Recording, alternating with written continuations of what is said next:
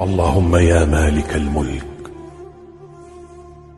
يا من في ملكه مقيم وفي جلاله عظيم وعلى عباده رحيم وبكل شيء عليم. اللهم إنا نسألك الأمن والأمان والعافية في الأبدان. اللهم فرج همنا ويسر أمرنا واقضي حوائجنا واغفر لنا وارحمنا برحمتك يا رب العالمين.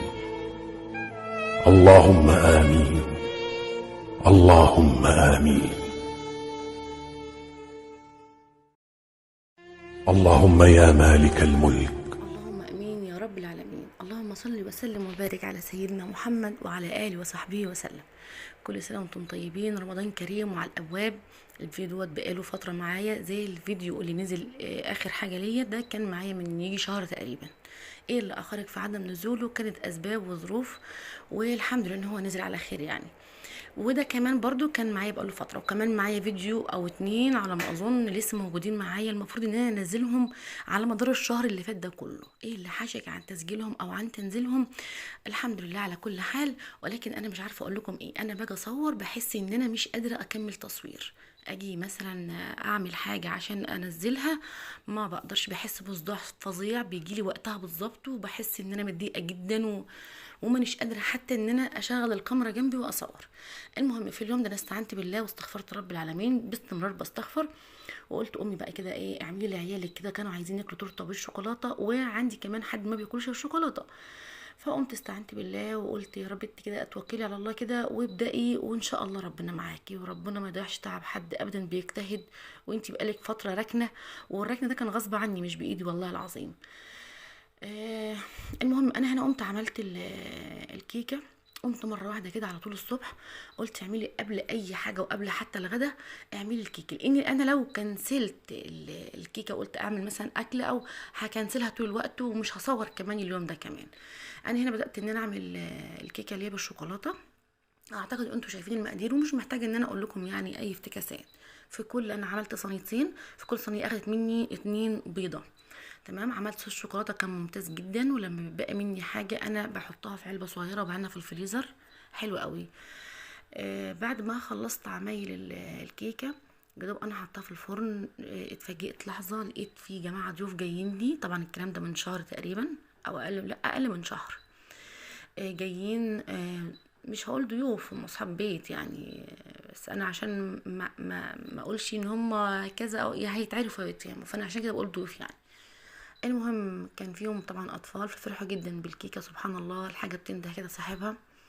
كانوا مفرحين يومها قوي وفرحوني فتره طويله بوجودهم معايا. ربنا يكرمهم ويصلح احوالهم، هم طبعا عارفين نفسهم هم مين.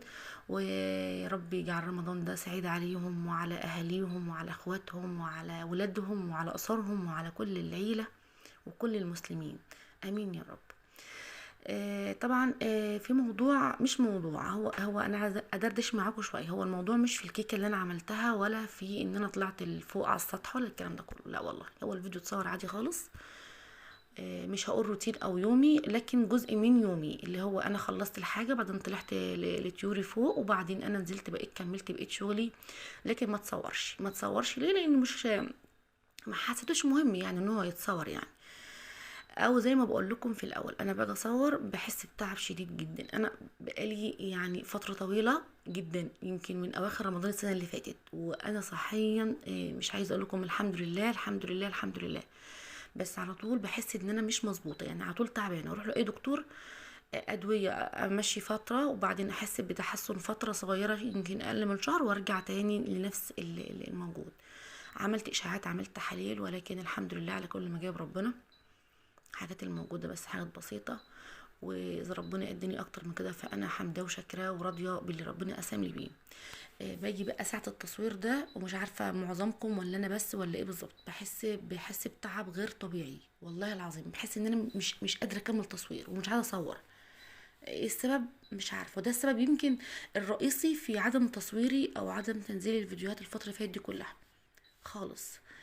بسمع فيديوهات لناس كتير بتحمسني يعني ان انا اكمل. يعني انا سمعت فيديو لواحده لقناه يعني بالصدفه جه قدامي وانا عماله اقلب كده على اليوتيوب والله، انها قالت ان انا قعدت سنتين اتنين في انتكاسه غير طبيعيه بسبب التصوير، انتكاسه غير طبيعيه. ما كانتش اصلا عايزه تصور، وبتصور شويه وترجع تاني تكمل شويه ترجع تفصل تاني فتره طويله جدا. سنتين وهي ملخبطه الدنيا، مع مفيش مشاهدات، مفيش مشتركين بيزيدوا لها، مفيش حماس عندها، ما عندهاش استعداد للتصوير، لان ماهيش حاسه يعني ماهيش عندها.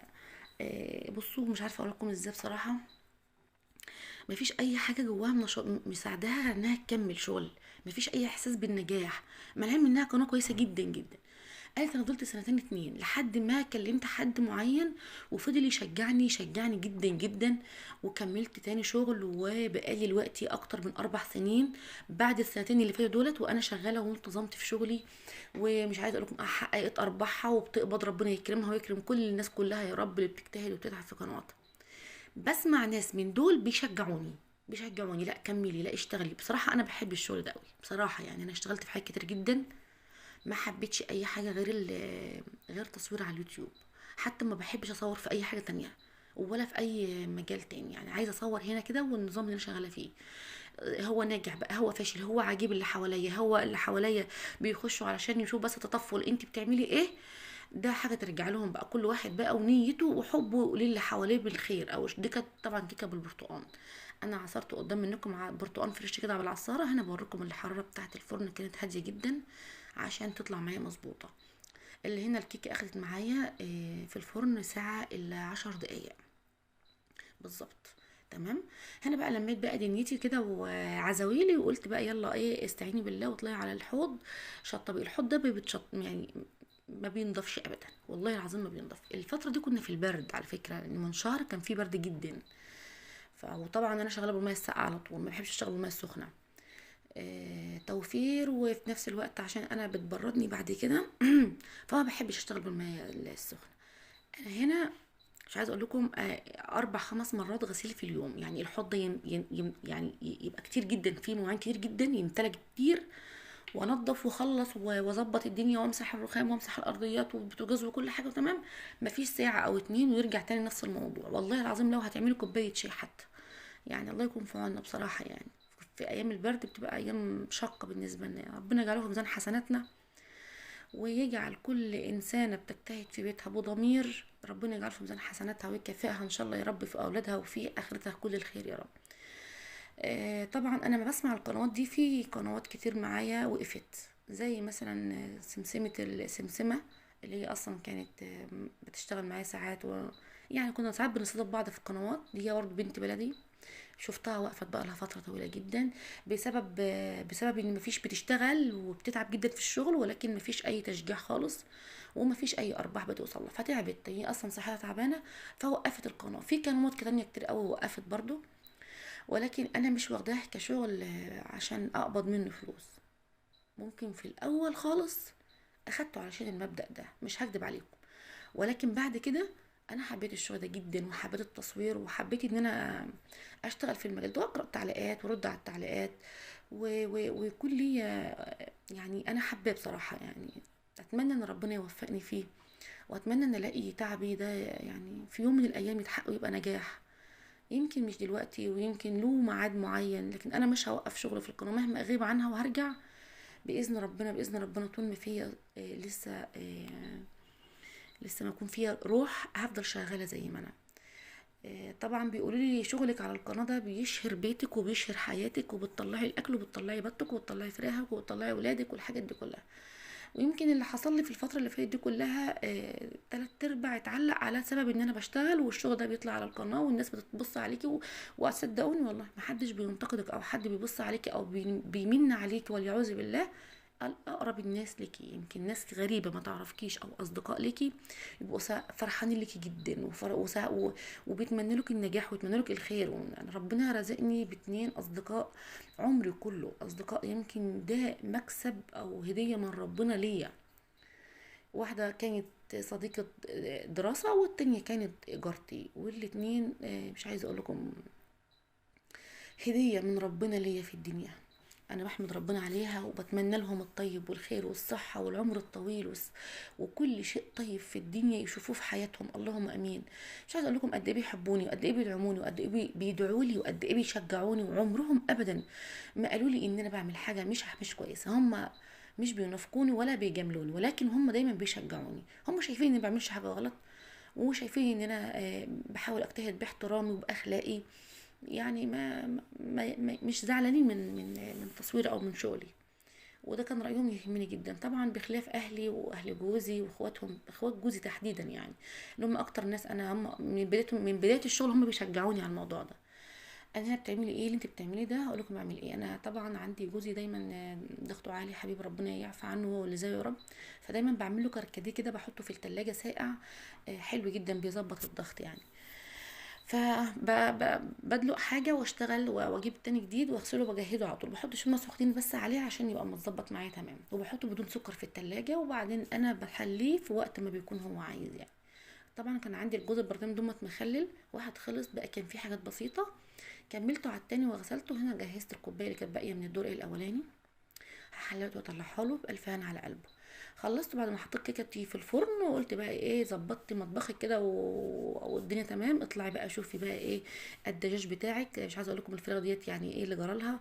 وبقول يا رب، طب انا لو كنت نزلت فيديو دوت كنت قلت بسبب التصوير. يعني الحمد لله رب العالمين على المجاب ربنا. تلات ارباع الطيور ديت ما عادتش موجوده عندي دلوقتي، راحوا مني الحمد لله. دايما على طول يعني كده ربنا فاكرني بكل رحمه والحمد لله. كنت عامله الفراخ ده عشان رمضان، لاني بحب اربي فراخ بلدي جدا في البيت لاولادي ولزوجي، اما بحبش اكلهم غير الحاجات دي يعني. بس الحمد لله باقي منهم كده كميه بسيطه يعني، الحمد لله يا رب، بس ما يروحوش مني كده على ايه، على دخلة رمضان. تمام. هنا بتعملي ايه؟ انا هنا بحش الريش بتاعهم لان بيطيروا عاملين زي العصافير، بيطيروا كده وبجري وراهم وبخاف عليهم لحسن يقعوا في الشارع او حاجه لا قدر الله. تمام. خلصت بقى هنا وظبطت دنيتي، وحاول بقى ايه، وهنا روماندا بتجري ورايا عشان نقفل عليهم من البرد، كان البرد جدا فظيع. قفلت بقى عليهم وخلصت. هنا بقى ببص كده في البيت من فوق، ما لقيتش الدنيا، ما لقيتش فيه عيال بره، والدنيا تمام رايقه. روماندا هتقول هنا لايك. نزلت بقى لقيت الكيكه بتاعتي تمام، الدنيا اتظبطت وسبتها بردت شويه. ونزلت بصوص الشوكولاته اللي انا عاملاه، تحفه تحفه تحفه. هو عباره عن نص كوبايه كاكاو، ونص كوبايه سكر، نص كوبايه زيت، كوبايه حليب، ونزلت بسرسوب الزيت بالراحه كده عشان يربط معايا. وبقى معايا صوص شوكولاته ملوش حل، تحفه تحفه وطعمه حلو جدا. ممكن تضيفي له اضافات تفيد اولادك، ممكن ياكلوها كده عادي خالص، زي النوتيلا مثلا. بدل ما تشتريها من بره انت بتعمليها في البيت، بتضيف عليها اضافات تانية عاديه. كيكه اللي بالبرتقال دي مش عايزه اقول لكم شوفوا شكلها عامل ازاي، وريحتها وطعمها كان حلو قوي قوي. كيكه اللي بالشوكولاته كانت اجمل بكتير، لان انا من عشاق الشوكولاته يعني، بحبها جدا. كان لهم نصيب ياكلوا معايا منها بالف هنا على قلبهم وعلى قلب اللي كل. شوفوا طريه قد ايه واسفنجه وحلوه جدا وهشه جدا جدا. هنا كنت عايزه اوريها لكم شكلها من جوه وارتفاعها وسمكها، مش عايزه اقول لكم ريحتها كانت عامله ازاي. الفيديو بتاعي تقريبا كده اوشك على الانتهاء، وهو كان روتين بسيط. بتمنى دعوه حلوه من قلوبكم ليا ولغيري، زي ما انا بقول لكم، ولكم بالمثل كل الطيب او كل شيء بتتمنوه للي حواليكم، وان شاء الله ربنا يديكم قده 100 مره. طبعا انا هتكلم على الخير، اما لكن بتكلم لو في شيء جواكم مش خير، فربنا يعني يعافيكم منه، لان ده بيدمر القلب. ويهديكم ويرجعوا يعني، وترجعوا كده لرشدكم، وترجعوا كده لعقلكم ولضمائركم، وتقولوا لازم نحب الخير لكل اللي حوالينا عشان ربنا يديهولنا. ربنا يأتينا بكل الطيب وكل الخير. وعايز رمضان كده يخش على المسلمين كلهم وهم في راحة نفسية، ايا كانت اللي بيحصل حوالينا. الحمد لله على كل حال. هنا طبعا قعدت في الصاله بقى وقلت لهم تعالوا بقى اقعدوا جنبي، اما قطعه كده وتاكلوا معايا ومش عارفه ايه. مش عايزه اقول لكم ورا الكاميرا هنا في كام حد واقف، اقسم بالله كتير جدا جدا يعني. مش عايزه اقول لكم يعني الضيوف اللي كانت عندي، مش هم مش ضيوف، بس انا لازم اقول ضيوف يعني. وولادي وانا وبرضو الضيفه الكبيره على راسي طبعا كان وجودها، بس هي للاسف ما اكلتش منها لان كانت تعبانه. عملت كوبايه شاي ليا كده عشان كنت مصدعه جدا، وقعدت طلعت لهم بقى الكيكه كده وقلت لهم بقى دوقوها، فانبسطوا منها جدا بصراحه وكانت حلوه. اتمنى ان ارجع زي زمان اول ما ابتديت في القناه، واتمنى لكم الطيب وكل الخير، ورمضان يكون كريم عليكم وعلى كل المسلمين وعلى كل العالم يا رب، اللهم امين. وربنا كده يعني يصلح احوالنا وفي نهاية الفيديو نصلي على سيدنا النبي. اللهم صل وسلم وبارك على سيدنا محمد وعلى آله وصحبه وسلم.